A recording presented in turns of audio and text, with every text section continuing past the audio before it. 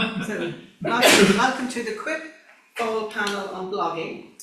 Our theme overall this year is Quaker blogging, Quaker writing in these times of crisis and change. And we've had a very stimulating opening talk from Alistair McIntosh this morning.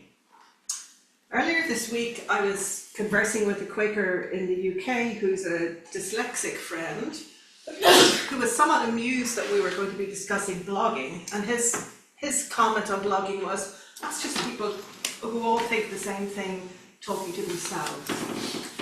I thought was rather harsh.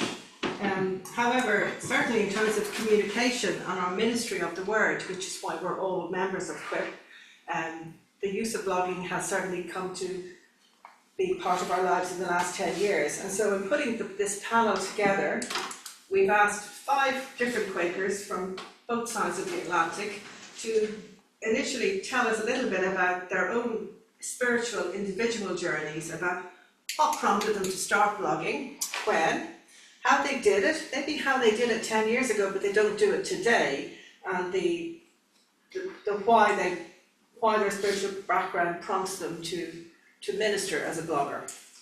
After the 5 of them speak, we'll then lead on to a slightly more future looking. So the first part of the session is more retrospective, the history of why each of the bloggers came to blog. And then the second part will be slightly more, what is the ministry going forward? Will blogging be something that fades away? Because very often new forms of communication have their history, and then they have their phase, and then they die into something else. So the second part of the session will be saying, where might blogging be heading? It's a tool. Can I ask that we speak up because they're not hearing us as well on. And captions would be useful. Yes, we should back on the captions.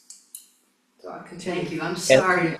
The captions are on, just to let friends know. So just to introduce myself, I'm Finola O'Sullivan. I'm a Quaker in Britain, although I'm an Irish national, and I worship with Cambridge area meeting, and my service on Quip is as assistant treasurer. So I'm going to call on our first speaker, Craig Barnett, to introduce himself, his background, and his own response to the common question for all our query for all of our bloggers this morning as to why, when, and how they blog as a Quaker. Finola, just before Craig starts, could I please ask a favour? I think that friends who are in the room at Pendle Hill mostly know who is here on Zoom because we have our names and our pictures. I don't have a good sense of who's in the room.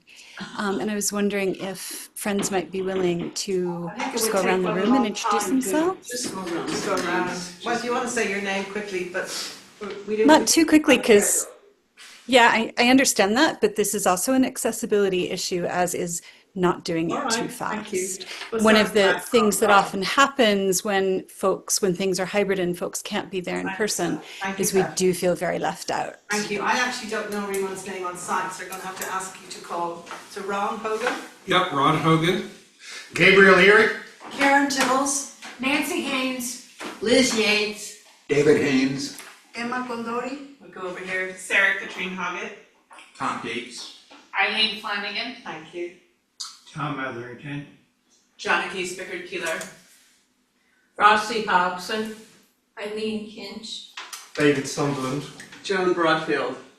And in the tech, we have Sam Shipman. Sam Shipman. Is that all right? Did you hear? Yeah. Thank you.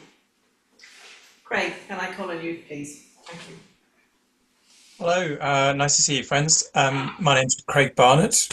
I'm a Quaker from Sheffield in the UK, and I also work for Quakers in Britain as a local development worker. I support Quaker communities in Yorkshire. I've been blogging since 2005. I started a blog for our meeting, Sheffield Central meeting, called Sheffield Quakers.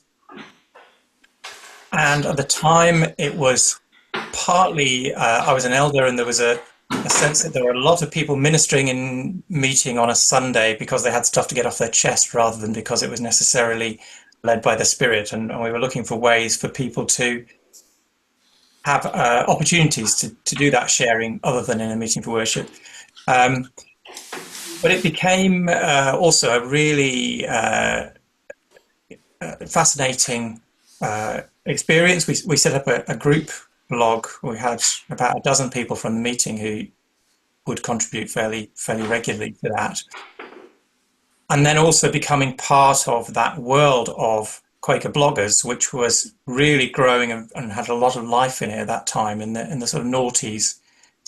There were a lot of people starting up blogs in both sides of the Atlantic and in other areas of the world as well, exploring the Quaker way, and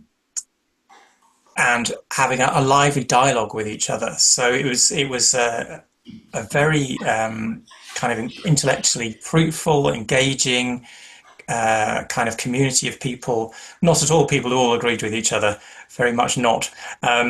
Because people were coming from very different traditions, different yearly meetings, different theological approaches, but with a really fruitful exchange. And I learned a lot from that about Quaker perspectives and experiences from different countries and different traditions. I started my own blog in 2012 called Transition Quaker, and that was partly as sort of continuing this engagement with this dialogue with others, and also as a way to have something to do with the reading and thinking that I was doing in various topics, related to Quakerism and adjacent things, philosophy and spirituality and so on. And it felt like a quite a low stakes way of absorbing and reflecting on things I was reading and then doing something with it rather than just stay with me. And that became a really good opportunity as well when I was doing some writing for print publication to test out things I was working on. Because one of the really fruitful aspects of blogging is that you get feedback from people in the form of people comment on your blog posts. And so it becomes a way of really seeing how things land with people, where things I've written are not clear or open to misinterpretation, the very varied ways that people can interpret the same paragraph or piece of text. And so it enabled me to sort of fine tune things before committing them to print, which was also really helpful. But I think over that decade, what I saw was that the blogging world in general, I think not just to do with Quaker bloggers, but blogging in general, had lost a lot of the energy that it had in the decade before. And I think this is largely because other forms of social media, which are short form, things like Twitter, Instagram, and then TikTok, really sucked out the most of the energy in social media. And those have a very different kind of format. The aim of those, because they're app-based, advertising-driven models, the whole revenue basis is based on keeping people locked into that one platform and scrolling and keeping going. Whereas blogging is very much about, I'll go and see what so-and-so's written this week, and then I'll go over here. And you have to, the reader has to actually do the work to go and visit different blogs and read what so-and-so has written this week or this month. With Instagram, you're just on there, and Instagram doesn't want you to go off anywhere, so it won't give you external links to go off to someone else's website. It wants to keep you there. And with that, of course, that model of engagement, they call it, trying to keep you in one place, that's very much driven by what really engages people very often is what makes them angry, what makes them outraged, what makes them want to fire back, angry comments and so on. So that fuels a kind of online social media culture, which is often very unreflective and intolerant and aggressive,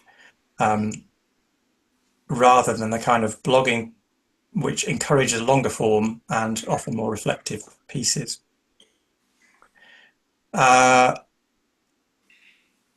then, just to bring things up to date, last year I started a new blog on Substack, which has got a different model. It's not advertising driven. It's based on building a direct relationship between the reader and the writer.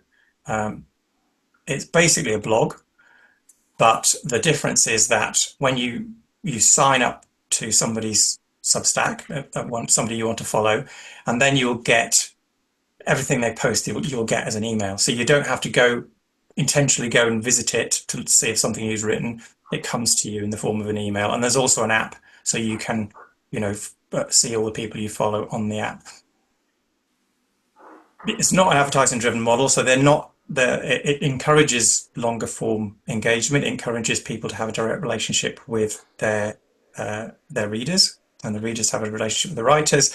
And the financial model for it is that if a writer wants to have a paid option, then people can pay that writer directly, and obviously Substack takes a cut of that.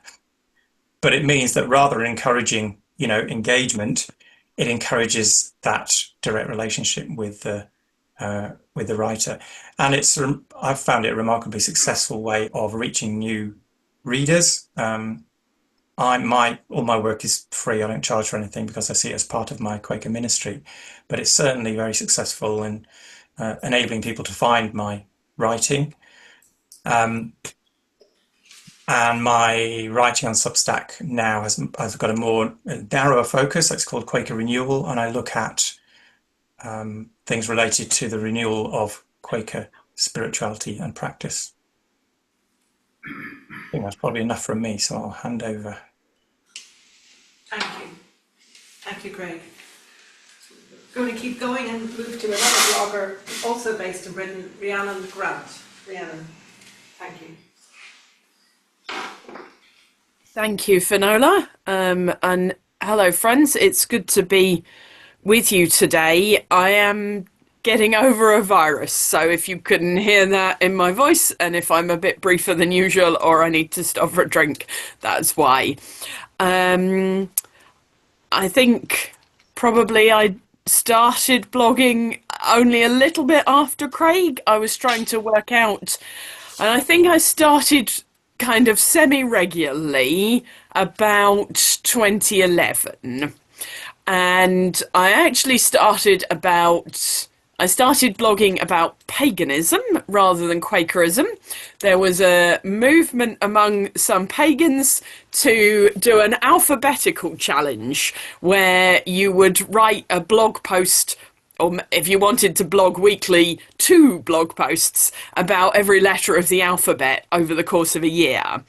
And when I'd done a year writing about paganism, I had sort of run out of things and I wanted to keep going, but I needed a new topic. So I took this alphabet idea and I applied it to Quakerism, and I persuaded a few people to join me, including Jill Skidmore, who was my co-presenter the last time that I was on a Quip panel about blogging, I was in person at Woodbrook some years ago.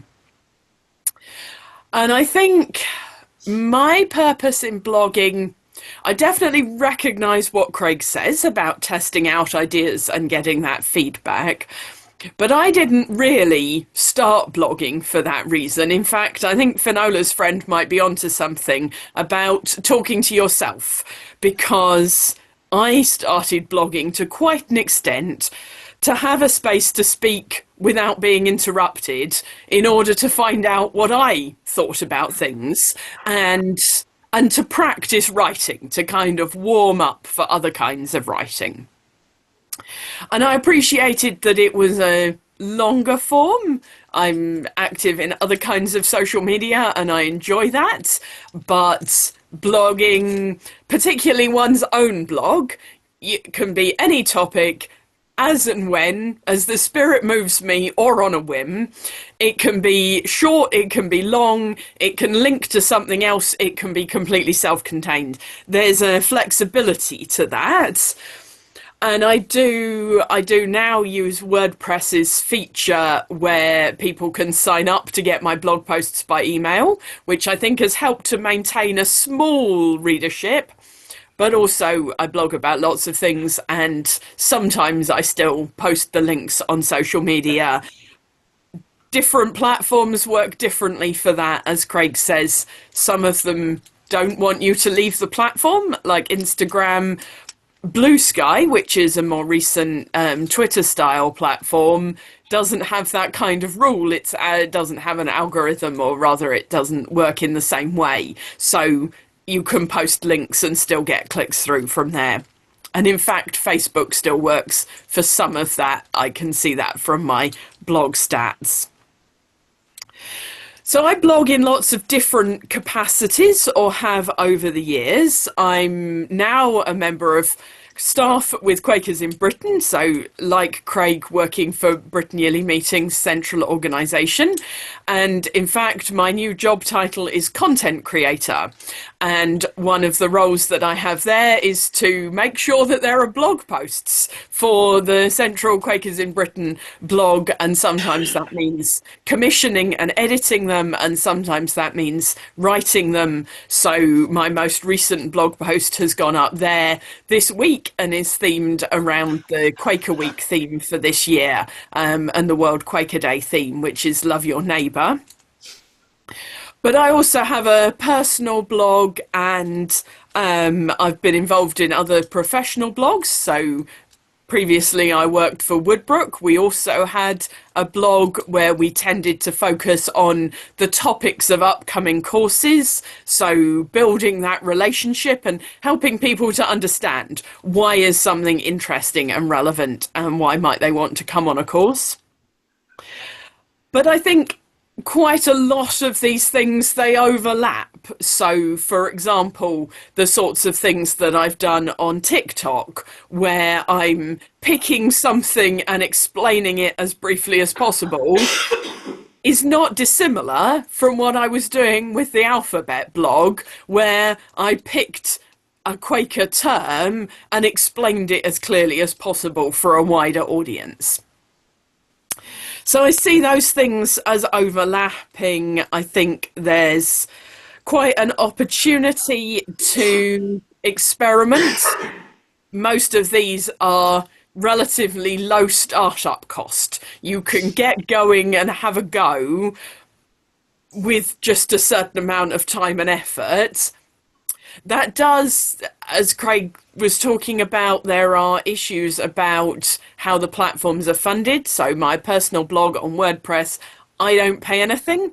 The cost of that is that my readers see a certain number of adverts that I don't have any control over.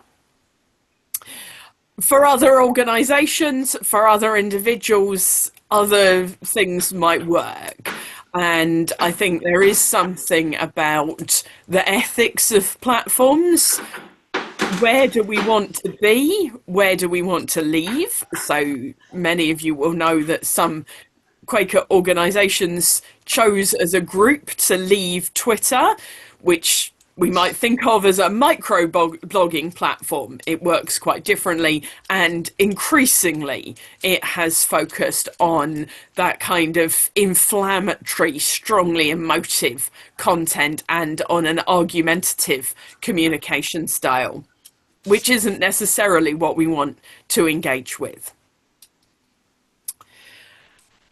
And I think I've touched on lots of reasons for blogging. I think I started, as I say, to have space to speak.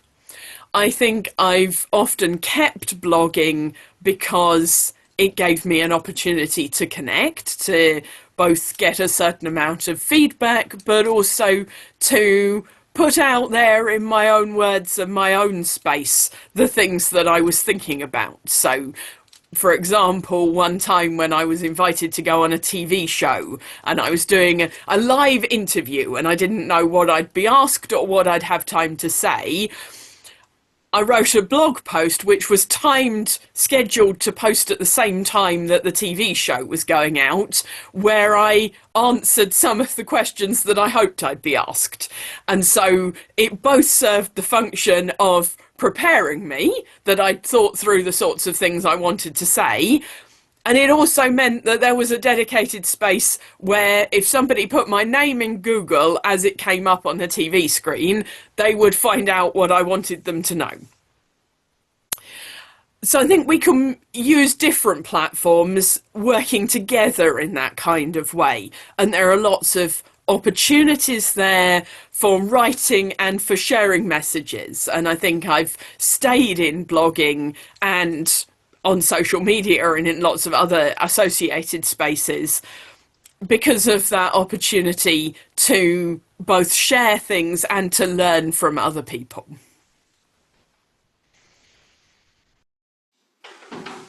Thank you, Rihanna. That moves us nicely onto the other side of the Atlantic, where I am. Phil Gully is going to talk to us now about his experiences. Thank you, Phil.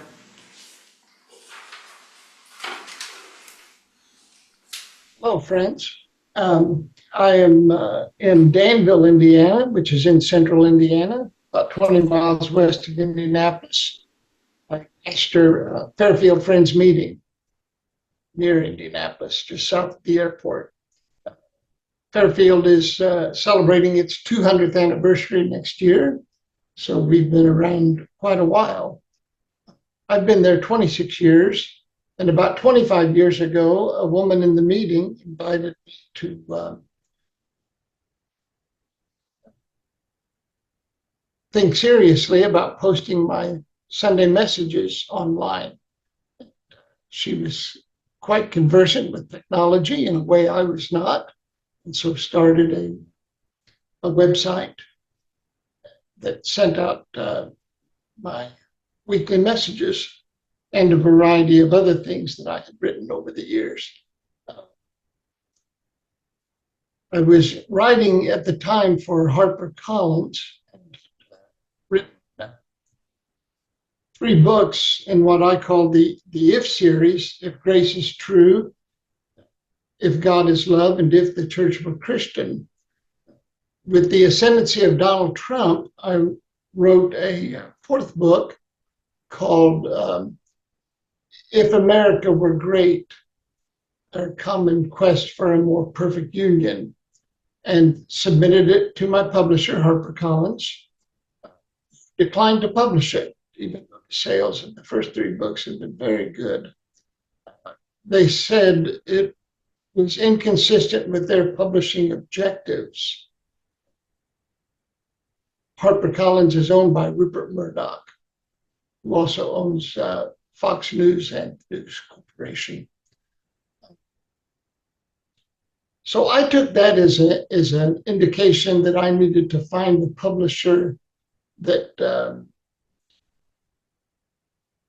was more concerned in wider engagement,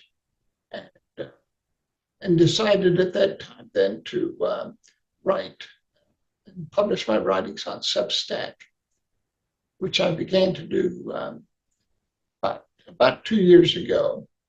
And it has been a really rich experience. I'm able to write what I wish, say what I think, without an editor hovering over me, warning me that I might anger readers or alienate potential buyers.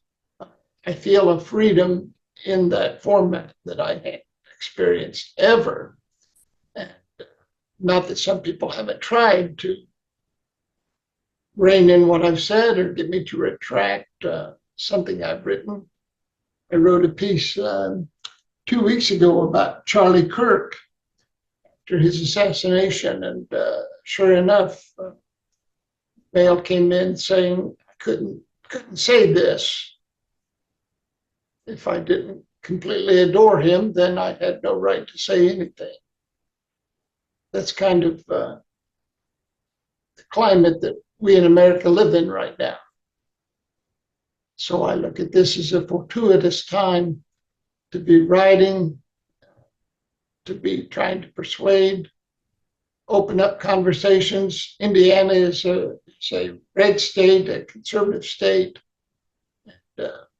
and to be a progressive in this state is interesting. I write almost always exclusively with my fellow Hoosiers in mind, trying to woo them away from this MAGA movement into a richer, what I believe to be a richer understanding of reality. and Substack's allowing me to do that.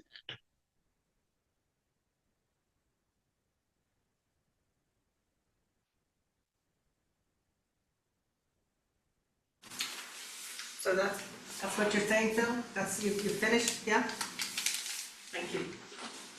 So we go back across the Atlantic to Stasha Morgan Appel, who of course is a Quaker who came from this part of the world but is now based in Scotland.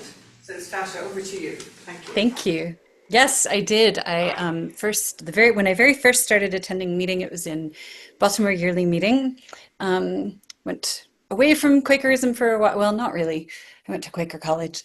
And then, yeah, attended for many, many years in Philadelphia Yearly Meeting, moved around a bit, Lake Erie Yearly Meeting, North Pacific Yearly Meeting, which is probably still my heart's home of Quakerism, and now I'm in Britain Yearly Meeting. So I grew up Jewish, Catholic, and pagan. And I'm sorry, I'm just going to change my screen view because I don't really need to see myself. I'd much rather see all of you. Grew up Catholic, Jewish, and pagan. I've been active amongst friends since 1997.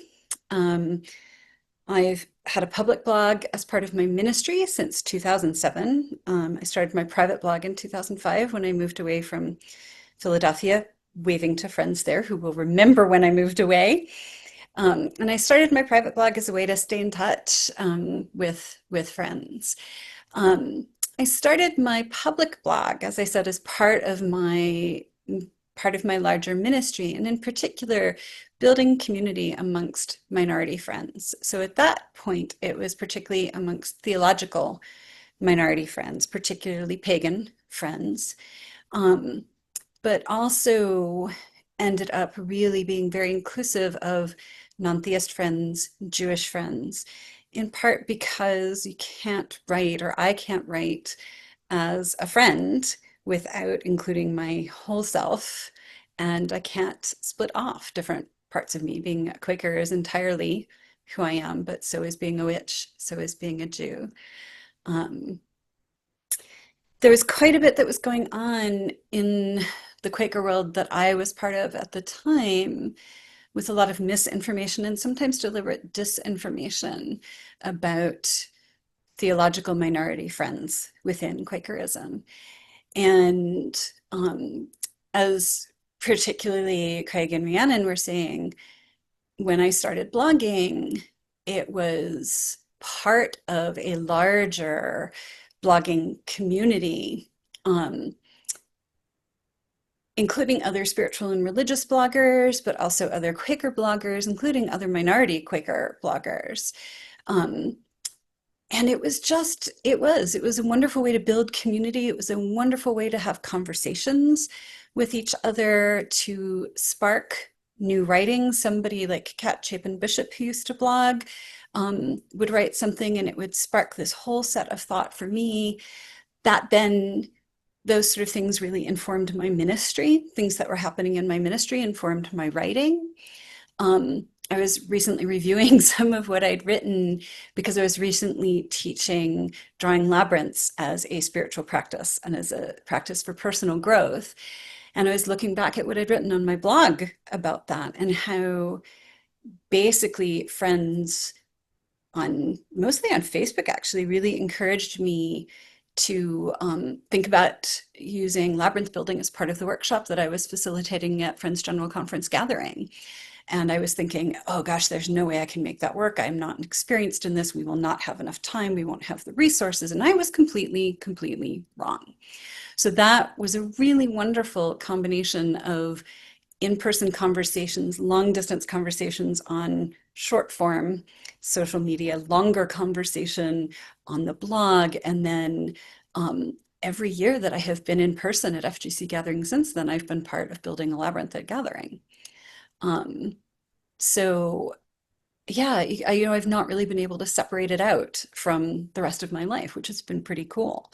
I just want to talk a little bit about, what Rhiannon was raising about the ethics of different platforms. And I hear really clearly that, and I hear this from other people too, including in public health, that they've had really positive experiences with Substack.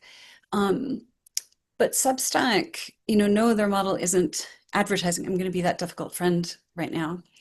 Isn't advertising, but they are really happy to take money from right-wing folks and from actual Nazis.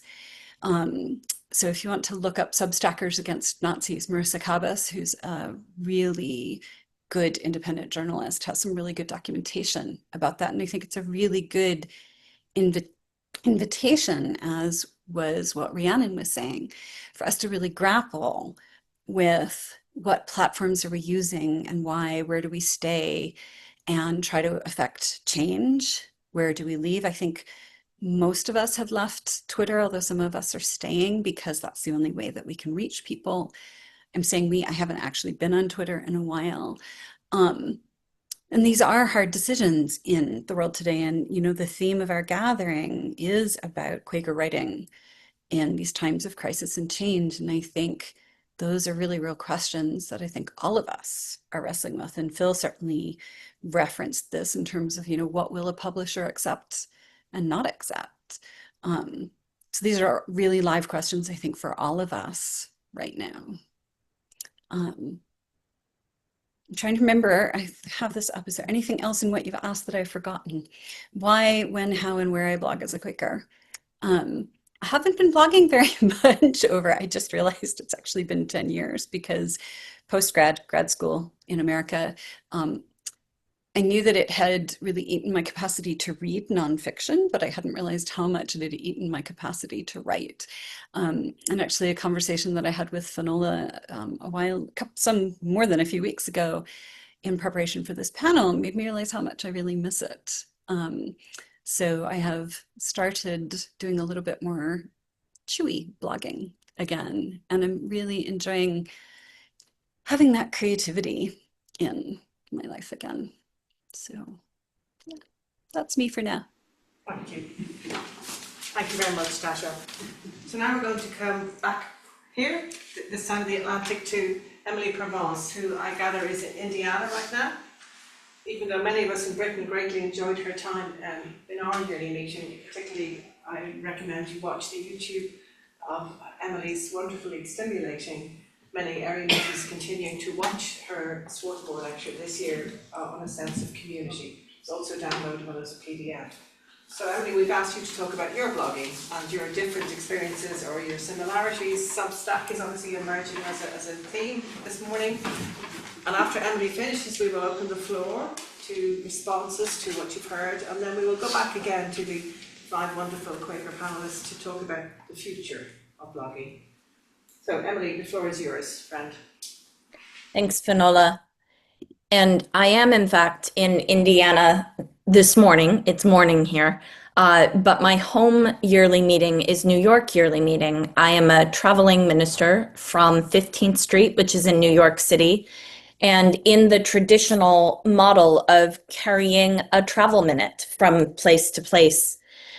I do not remember when I started blogging, but I remember very vividly why. There was a piece written by a non-Quaker going around on Facebook, and it had kind of gone viral among friends. And I won't go into the content of it, but my perception of that article was that it was very pessimistic, and it was sort of getting a doom and gloom cloud around it. And I was angry because I saw reasons to be hopeful. And I remember sitting down and writing a point-by-point answer to the article, and then establishing a website for the specific purpose of publishing that point-by-point answer. And then sure enough, the answer managed to catch on and started being shared in the comments of people who had shared this other article. And I thought, this is great. But I had not really started a thing on purpose. And what I have now is 2 different blogs. The first one is the public one that goes onto my WordPress website. What I try to publish there is things that I think are of permanent use. These are not passing thoughts. They're not even really immediate ministry. It's when I've been engaged in some kind of project that has pieces of learning that I can share. So things related to how we are together as Quaker communities, there are pieces there on election violence, there are pieces there from other pieces of work that I've done. Because I feel like when I'm working on a new concern, if I can't get it to the point where my presence is not necessary for it to be useful, then I haven't really done the project. So the blogging is about making sure that the knowledge is accessible to people without them needing to talk to me. But then separately from that, there was sort of a cluster of problems that happened as I tried to figure out what does it mean to be a full-time traveling minister in the 21st century. One of the problems that came up was money. And it was important because we have this concept of not paying friends for ministry unless they have a job, which I get because some of us do have full-time or part-time actual employment. But for me, not having a Quaker job was really important to the ministry work I was doing, because not working for one organization meant that I could work with all of us. And so it was different. But that meant that I needed to be grant and honorarium and donor supported. And I am still more than 50% donor supported, which means I can work for people who can't pay. But that was the first problem, was how am I going to make ends meet from day to day and year to year? There was a second problem about traveling ministry in the 21st century, which was trust. I only have influence if I have access, if I have someone to speak to or be with or visit. And I only have access if I have trust. And it used to be that the traveling minute served the purpose of proving that a person can be trusted. That's what they were invented for. But it doesn't really work that way in the 21st century. Friends do not automatically accept that as a sign that a person should be trusted. And so I had to find a way to build that in a network of friends. And then the third problem of trying to do this in the 21st century was that we don't have an international unified communication system. I do a lot of work that is open to friends everywhere from all of our different theological branches and all of our different countries. But the reality of trying to make something like that known, to like get the flyer out, means that you have to work multiple systems of both official and unofficial networks. And one of the things that I might have been able to do, I thought, was create my own little communication system, where if I couldn't get word directly to everybody, I could get word to people who knew people. So this was the beginning of what I call the weekly message, which goes out every Wednesday. I needed to be able to keep work in front of an audience of people so that I could solve the problems of communication and trust and money. And that's the honest truth, and it doesn't feel to me very good to say that that's why that started, but that's why that started. It was practical. And then as time has gone on, I've thought a lot about something I heard someone say once: don't tweet about ministry, tweet ministry. And so it has become the case that the weekly message every week is ministry. It is a reflection of something that is happening in the world and travels on the road. But I'm also super conscious of the fact that my audience is international, it's cross-cultural, it's theologically diverse, and it's politically diverse, and it's age diverse, and to an extent it's class diverse. And so all of these pieces have to go into what am I going to write about each week? And so I'm careful to vary it. Sometimes it's personal reflections. Sometimes it's about Quaker community, sometimes it's pop culture, sometimes it's biblical, and I try really hard to go from thing to thing so that I can speak to an audience that is coming from a lot of different points of view. The last thing I want to say about that Wednesday message is that it is a content eater. I skip it on rare occasions if I absolutely just don't have it in me at that moment. But I've now done 350 of these, actually a little more than that, every week, and it just goes on, and it's not as though it's the only thing I'm doing. And so it is an incredible discipline. It is a spiritual grounding. Every week I have to sit down and find what is the thread that is called to be communicated. It also forces me to process experiences that I'm having. I have to think through them.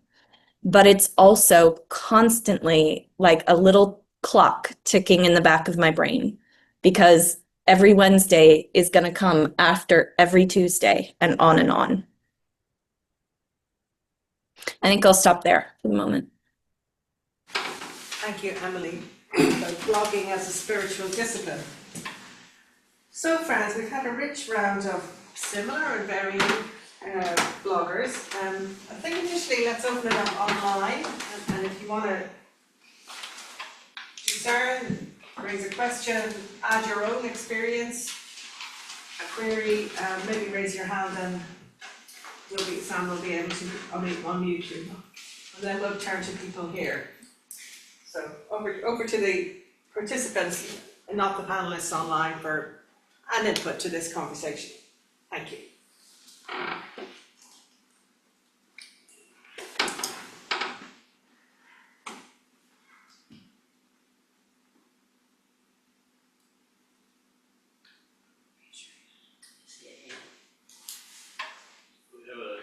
Yeah.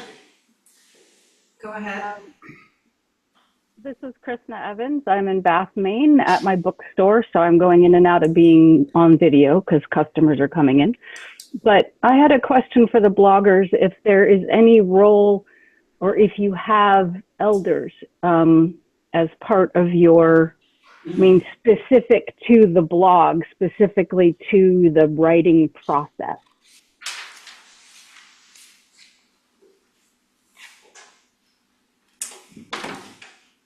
Would any of the bloggers like to respond to that? My understanding is it's an individual blog, so it's not a corporate blog. So I can answer a little bit of that.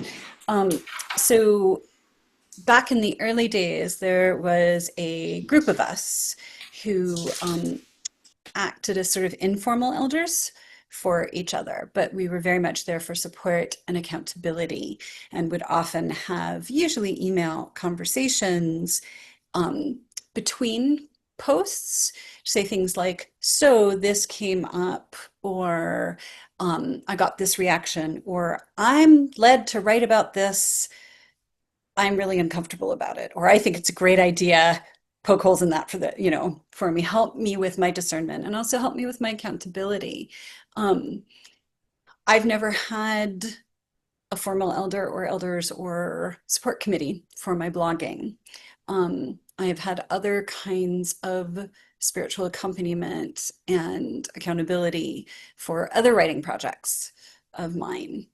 But yeah, I think because blogging tends to be very informal in some ways, I have not ever had a formal committee, but also some of that thinking about liberal unprogrammed Quakerism in the places where I've lived. It would have been very hard to get support from any of my meetings for my blogging. And that was not a fight I ever chose to have with any of them. I had a minute of religious service for a while from the meeting where I was a member in Pacific Northwest, in North Pacific Yearly Meeting. And that was challenging enough. So, yeah. Whereas when I think about other projects, non-writing ones, for example, workshops at FGC Gathering or that sort of thing, where I've had one or more people be an elder for a specific chunk of work that has a beginning and an end and a middle. So that's been a little bit different.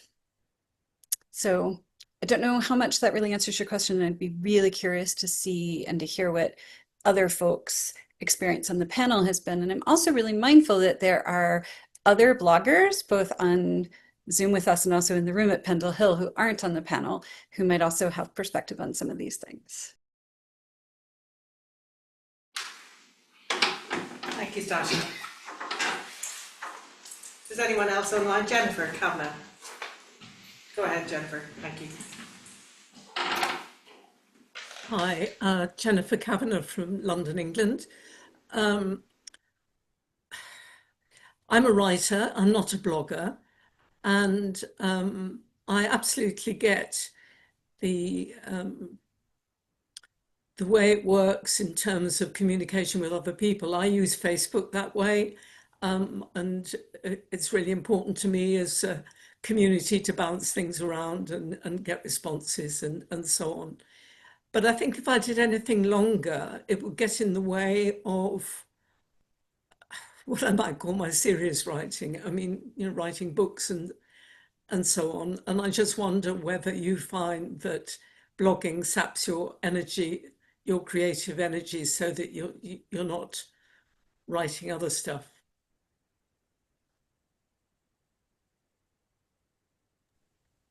I can go first on the answer of that one. No, quite the opposite. When writing.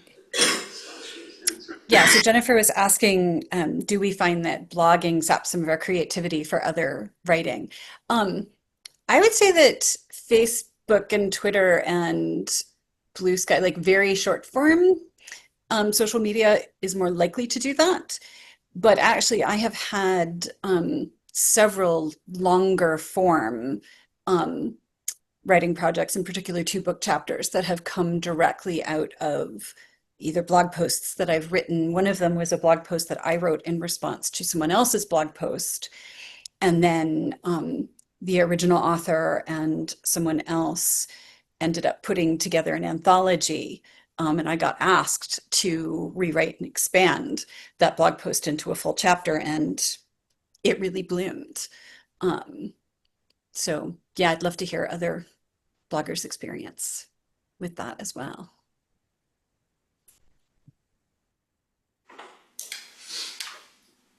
I would respond to that by saying sometimes, Jennifer, is my answer. What I find is that there's some kind of like, there is an input in and there is an output out. And in moments when I'm having lots of input, which means many interactions with people in person, opportunities to gather and see new things and have innovative experiences, then it is easier to write because there is more input. That's how it functions for me. There are definitely moments when I sit down and I think I have written every word in every possible order in the whole English language, and there's just nothing left. And still the thing has to go out on Wednesday. And I have also written lectures and books and articles. And the truth is, if I've been trapped at my laptop trying to write for a long time, then I'm going to have a really hard time creating whatever it is I need to create. And the weekly message drains. And if I've been out and about, or I'm sitting in a coffee shop or an airport or something like that, there's more input and it's easier to create the writing.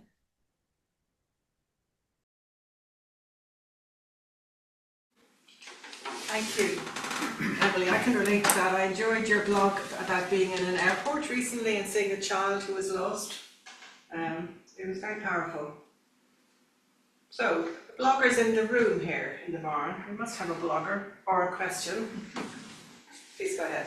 Just say your name, friend, yeah? Yeah, my name is Karen Tibbles. I blog on Substack under the name Mending Fractured Relationships. But my question is about, I'm thinking about starting something new, and I'm wondering if other people have done it. And this isn't necessarily to the panelists, it's to anybody. I'm thinking about doing a separate blog for Quaker outreach, thinking that explaining Quakerism to people who don't know, because there's a lot of people who are looking for an answer to what to do after leaving their evangelical church. And I'm thinking about where to start it, and I'm wondering if there's anybody interested or anybody who's doing it already, any experiences about that they could share. Thank you, Karen. Eileen. I have no idea where to start it, but I've been traveling a lot among friends, and what I want to affirm is that every meeting I've gone to has new people coming during this time. Yep. Every time zone, I'm hearing that in the United States. So I want to affirm the idea and have no practical advice. Sorry. That was Eileen Flanagan. Yeah. Thank you. David, Sunlight, yeah. Yeah, this is a kind of a bit of an existential question, and it links back to the discussions we had yesterday about what is the Quaker voice. One of the difficulties with that is that we can write with our beliefs as Quakers as individuals, but when we talk on behalf of Quakers, that's a very different matter. And it makes me think of how do we discern these multiple voices, this, if you like, online popcorn that's coming up, with some very interesting ideas. And I'd like to give thanks to the panelists for their talking about their experiences. But I do think it's interesting to reflect, this is a new form, a relatively new form of sharing, like as we use Zoom and as we'll hear about AI. And it ties back to the earlier comment about elders. It's how do we and can we actually draw a corporate message from any of this? Should we? How should we? It seems there's a bit of a tension between the individual and the corporate here. Thank you, David. Rhiannon, I see your hand raised. Go ahead. Yeah, thank you, Finola. I have thoughts about what it might look like to be more corporate and to offer eldership in different ways. But I particularly wanted to come back to that question about blogging for Quaker outreach. One of the things I think is interesting about a blog, or in some sense about the internet as a whole, is that where a book is linear in a sense, you might open it in the middle to begin, but things are usually expected to follow in an order. People will interact with a website by coming into the bit that they're looking for. So their search engine, or these days perhaps their AI, has pointed them to a particular bit and they come in there, and then they can follow links to other things. And what I find, so a project that I kind of stumbled into that it is in some ways similar to what I think you're proposing, was what turned out to be my series of TikTok videos in which I was explaining bits of Quakerism. I set up a TikTok in order to talk about my books, in fact, to talk about my fiction, which mostly doesn't have anything to do with Quakerism. But I found that videos about Quakerism were getting good numbers of views, so I kept going with that, because you follow the algorithm to some extent, and you follow the feedback and the responses, and I was getting questions about Quakerism, so I answered them. And it developed into a pattern of offering brief, trying to be as clear as possible, information about different aspects of Quakerism. And looking back, I didn't know I was starting, so I didn't worry about where to start. But it wouldn't have mattered where I started, because if I look at the pattern of views and what people are seeing on TikTok now, people search TikTok for keywords. When there was an incident where Quakers were in the news, my TikTok views went up massively. If you put it on a graph, it would be this huge mountain. Because people went on TikTok and searched for a word that they were unfamiliar with, and then they found my videos about Quakerism, some of which were, even by that point, years old. And a website works in much the same way. I would say start with the things that occur to you, and the project will develop. These things take on a life of their own very often.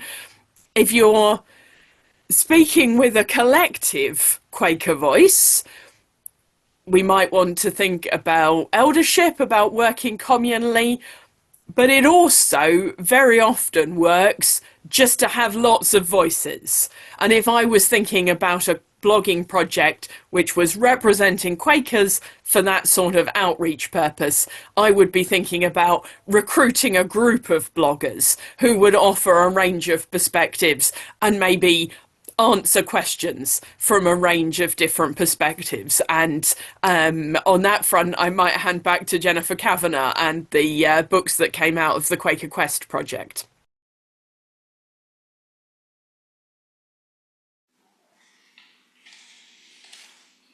Jennifer, do you want to respond to the question from Rhiannon about the Quaker Quest project? I wasn't quite sure what I was being asked. I can tell you how the Quaker Quicks started. Basically, when I was looking for a publisher for my second book, which I felt had a broader perspective than the first, I ended up being published by John Hunt, who had a single imprint at that point called O Books, and it multiplied into lots and lots of different imprints. And there's a commercial publisher that publishes in English worldwide and pays good royalties and is really a very nice organisation to work for. But they do everything online because it's a way of keeping the overheads down and means they can publish stuff that other people can't.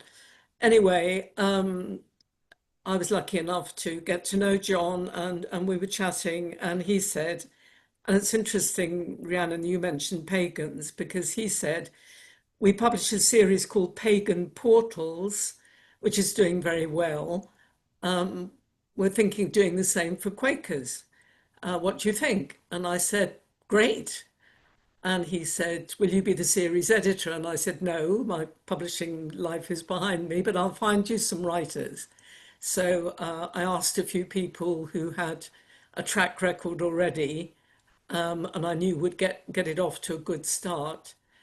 And I don't read them, I don't vet them, it's down to the publisher. I do keep a watching brief on duplication, and I do still ask people, both in the States and in England.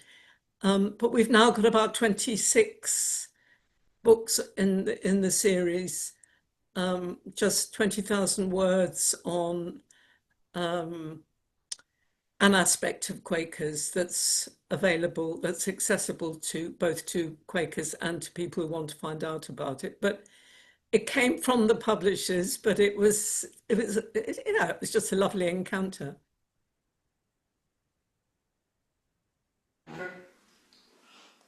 Ron, in the room, and then I'll come to you.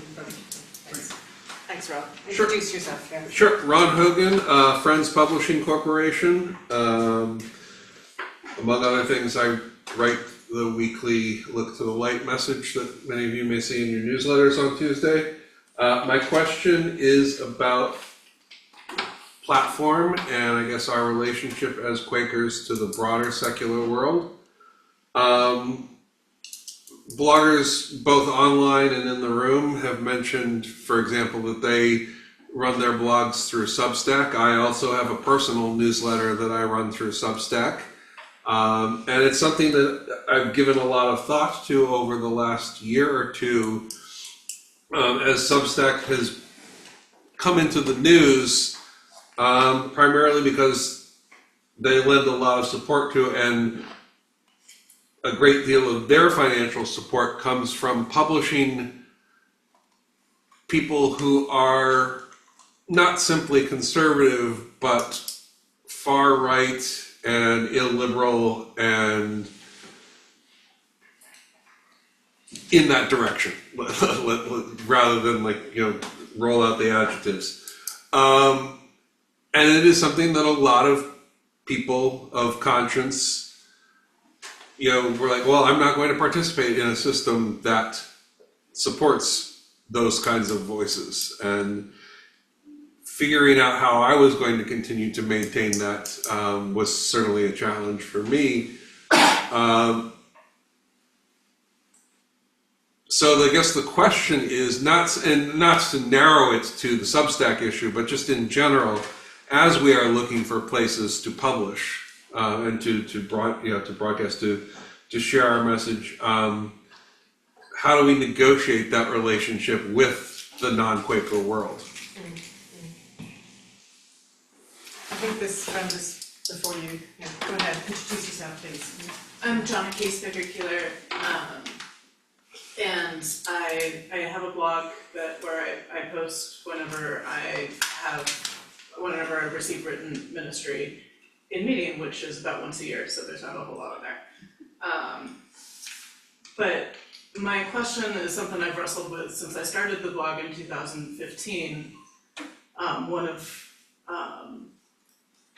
One of the early messages that I received was that I was supposed to write about a situation in which myself and it turned out more than 24 other young women were stalked by somebody in a particular meeting. And we had gone through all the proper channels to try to address it. It had not been addressed. And that particular blog post actually got it addressed. And it didn't feel good to call out somebody publicly, and I don't blog about people publicly. And I've noticed that there's a norm in most Quaker bloggers, because I read most Quaker bloggers that I know about, of not really getting into current Quaker controversies, especially not personalities. With the exception of one prominent Quaker blogger who regularly insults young women who are attempting to do ministry. And I just wonder about how, because we don't have elders for our blogs. And sometimes I wish we did. And also I wish that we had larger systems that could help us deal with things like people who are defamatory about other people in our Quaker spaces. And I don't have any answers to this. It's just a question of how do we address those things? So much in your question, friend, about the ethics of behaving in our community, whether online or in person, you know? And we have a commenter and then we have Carol online. So Liz, go ahead, Liz Yates. As a writer, I'm aware that if I don't have a blog, I'm lacking one way to promote my work. And most publishers require that you be on social media of one kind or another. And so I just wonder whether any of you have the experience of your blog helping to sell your books. Sure, I think most publishers would want you to link to how to buy it as the call to action, as we say in marketing. I saw somebody online, Carol, are you still there, Carol? Go ahead.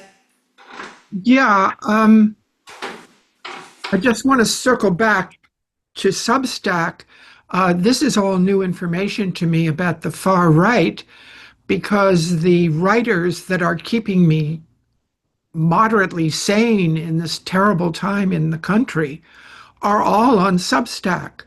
Jonathan Larson, Jess Piper, Jess Craven, Joyce Vance. I wonder if it's a case where Substack, and I don't know who owns it or where it's based, I confess, is just taking advantage of the First Amendment and y'all come and let's see which way the moral arc of the writing universe bends.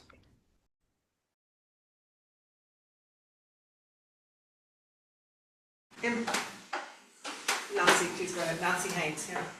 Nancy Haynes, this conversation reminds me, and I should have done this during registration, but I will send out a note and ask all of you if you would like to disseminate your website, blog, any social media stuff. I will collect it all and send out a consolidated list of Quip members who have websites and blogs. Thank you, Nancy. Sasha, you have a comment? Yeah, I've got an answer, or the beginnings of an answer maybe, to two questions. One is that all of the books that I have been involved with have had active blogging related to them. One of them, I am the main blogger, and that book, there's an active community around because it centers around an activity that often happens at winter solstice every year. So there's a constant coming and going, and people discovering the book and discovering the blog and discovering the Facebook community and discovering communities that are doing that celebration and that sort of thing. So that was not actually something that my publisher started. I started that. She seemed completely unaware of social media as something useful with that. I also just want to say that part of why I started my blog was because of really hideous things that someone was saying about me as a pagan friend, as a witch, in the Quaker meeting that I was attending at the time. I've never felt, I certainly didn't feel like I could name that person publicly, and I've never felt like I could.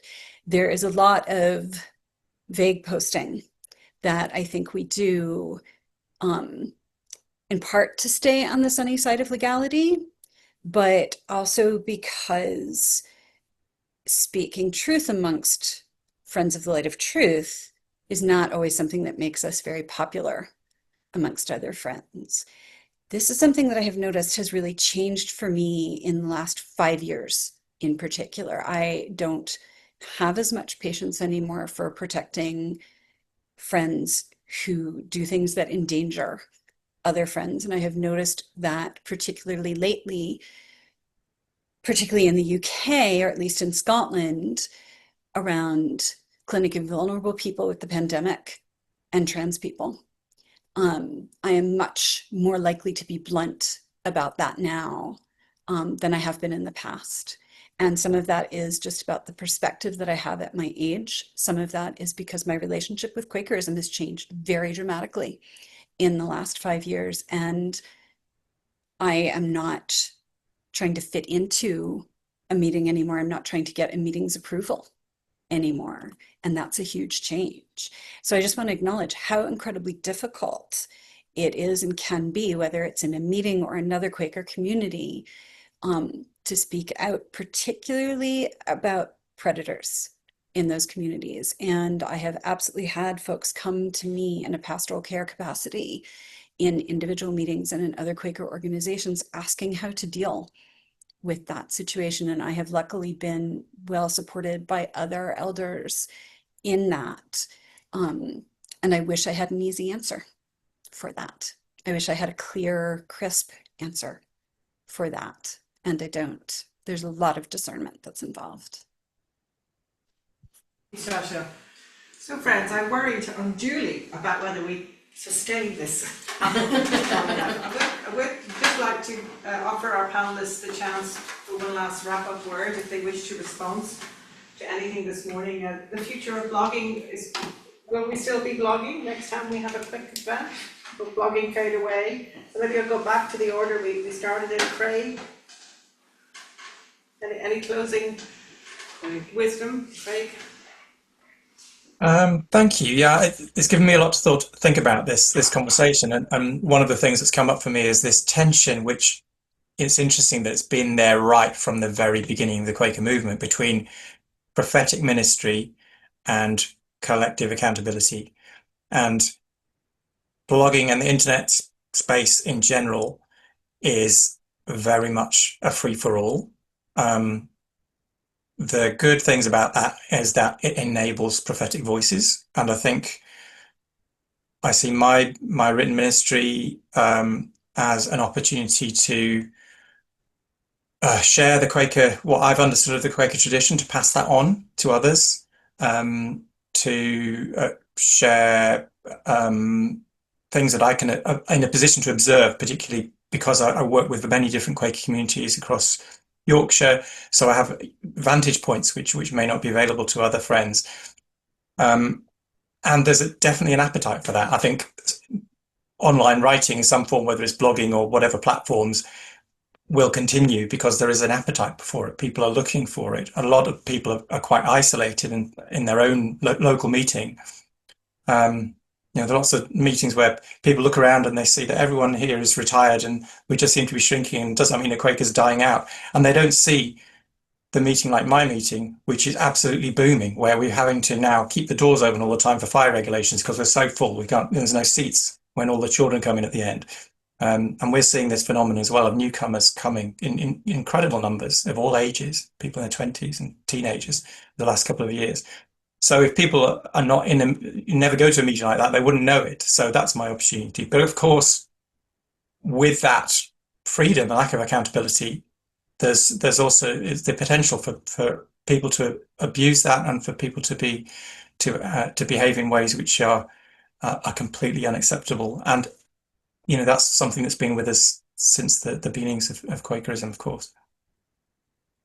Thank you, Craig. Rihanna, closing word?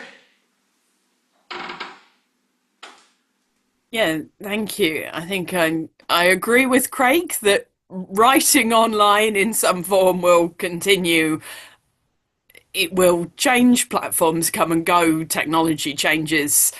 Video conferencing like this was basically unheard of when I started blogging. The technology has changed and will continue to change. I hope that we'll continue to build community, that we'll continue to use blogging both to share and to inform and educate as well as to entertain, but also as a space where we can be ourselves, where we can write what we're thinking about. And if we change our minds later, we can write another blog post where some of that accountability and working it through is over time and is with the community, as well as with maybe the individual and anything more formal. And of course, there are setups like when I'm blogging in a personal capacity where my line manager has to sign off on it and the accountability is much clearer and more formal. But yeah, I certainly intend to keep experimenting with different kinds of blogging and to see how blogs, both long form blogs, video blogs, micro blogs, whatever other technology comes up, where that is meeting my needs to speak, to be heard, to listen to others, I'm going to carry on. Good woman. Phil, closing word, please.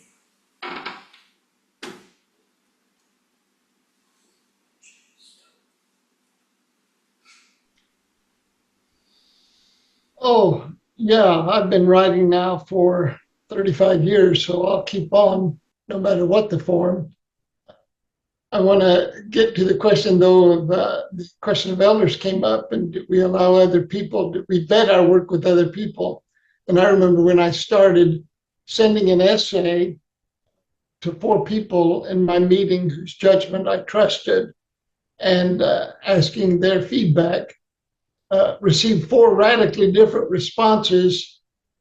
There was no way I could incorporate them all. And when I didn't, it annoyed those whose feedback I left out. Fortuitously, I read at the same time a quote from the writer E.B. White, who said he always wrote for an audience of one, himself.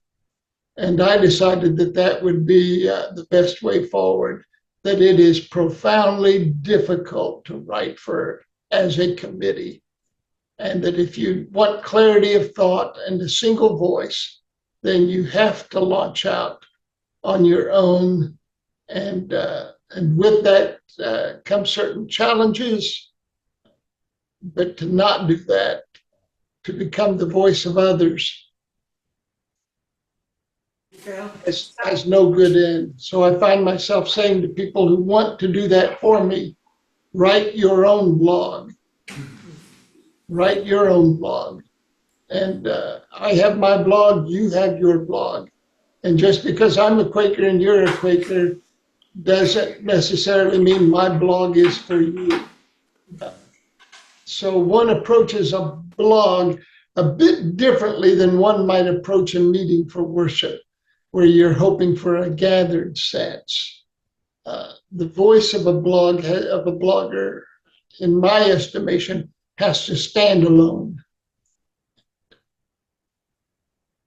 It's something I enjoy doing and something I intend to keep doing until I'm no longer able to type in my thoughts. Thank you. Thank you, Phil. We're running towards the end now. Stasha, do you have a quick word? I do. Do I think blogging will continue? Absolutely. If you look at the popularity of platforms such as Substack, but also Medium has become very popular now. Yes, blogging will absolutely continue. Will Quaker blogging continue? I think as long as we are led to the ministry of the written word that doesn't suit itself to other venues, other media, yes. And there was a third point I had, but I've forgotten what it was. But it was about community and building community. And I think that blogging is a way to build community. And as long as we still have a leading to that testimony, then yeah, there will still be blogging and there will still be Quaker blogging. What do we say? Emily, finally, closing word. Thanks, Liz. I think I want to speak for a minute to the question of whose voices get to be heard in terms of the future. I tend to lean possibly further than some other folks into the concept of free speech. And here's what I mean by that. I don't mean that I am interested in platforms that are intentionally pushing outrage. There are platforms that are interested in sending out the most incendiary things because this makes people stay on the platform. That doesn't feel right to me. But I also am not a fan of blocking voices, including those that are saying things that I find abominable. I'm not talking about local communities, that's different. I'm talking about in the world and in publishing. And one of the reasons for that is because Quakers used to be the suppressed voices. When we got started, we were the ones being sent to prison for what we had to say. And when we think about what is the future of the Quaker voice in the world, especially in blogging and other forms of writing, one of the things that's going to be really important is preserving pluralism and multiple voices. Because when speech is suppressed, one result, we know this from historical studies, one result is political violence. And that happens regardless of whose speech is being suppressed. I also see a lot of hope. The hope that I see is that there are other traditions who are starting to ask questions about listening to all of their people.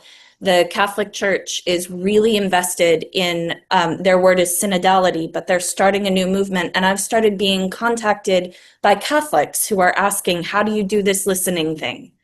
And so this is a piece of what I think is part of the future of what we have. In terms of democracy and in terms of how we live together on the planet.